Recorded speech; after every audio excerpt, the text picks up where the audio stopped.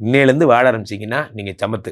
இல்லை நான் அப்படியே தான் இருப்பேன்னா சனி பகவானே உங்களை கூட்டிகிட்டு போய் எங்கே வச்சு என்ன செய்யணுமோ செஞ்சு திரும்பவும் உங்கள் பொண்டாட்டி காலில் விழ வைப்பார்.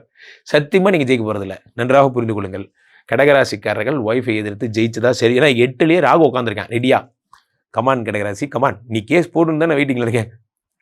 ஐயா வாங்கால விழுவுறதுக்கு நான் என் பொண்டாட்டி காலையே விழுந்துடுறேன்டா. பெஸ்ட்டு அதை பண்ணுங்க.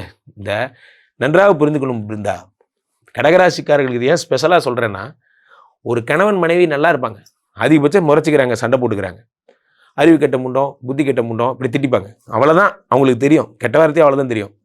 இங்கே ஒரு வக்கீல் ஒருத்தர் இருப்பார், ஒரு 5000 ரூபா பீஸ் அவருக்கு. இந்த ஆள் வந்து என்ன தெரியுமா சொல்லி கொடுப்பாரு, மேடம் இப்படி போட்டு இப்படி நோட்டிஃபிகேஷன் பண்ணால் சட்ட ரீதியாக மாட்டிக்குவார் அப்படின்னு. அது வரைக்கும் உங்கள் மனைவி மைண்டு இப்படி யோசிச்சது கூட கிடையாது. இவங்க கூட சேர்ந்து எவ்வளோ லோக்கலாக திங்க் பண்ண ஆரம்பிச்சிட்டிங்க. நண்பர்களே, இவங்க சகவாசத்தை விட்டுருங்க. பெரியவங்க சொல்லுவாங்க போகக்கூடாது 3 இடம். போலீஸுக்கே போகக்கூடாது, வக்கீலுக்கு போகக்கூடாது, டாக்டர்கிட்ட போகக்கூடாது. இது 3 பேரையும் பார்க்கவே கூடாது.